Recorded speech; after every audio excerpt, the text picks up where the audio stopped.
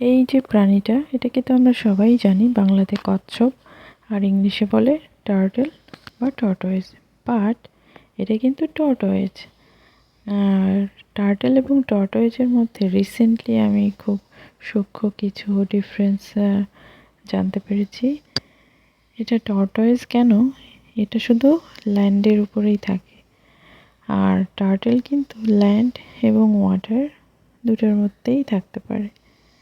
এবং আরও একটা মজার ব্যাপার হচ্ছে এদের যে শেলটা, এই টর্টয়েজের যে শেল, এটা কিন্তু বিশাল এবং গম্বুজের মতো ডুমড শেপড, এবং এর শেলটা কিন্তু খুবই হেভিয়ার হয়।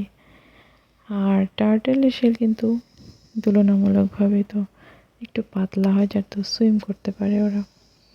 তো আজকে এই বিশাল বিশাল যে টর্টয়েজগুলো দেখলাম, আমি তো রীতিমতো অবাক। আমার সারা জীবনেও আমি এত বিশাল আকৃতি দেখিনি। পুরো মনে হচ্ছিল 4-5 বছরের বাচ্চার সমান।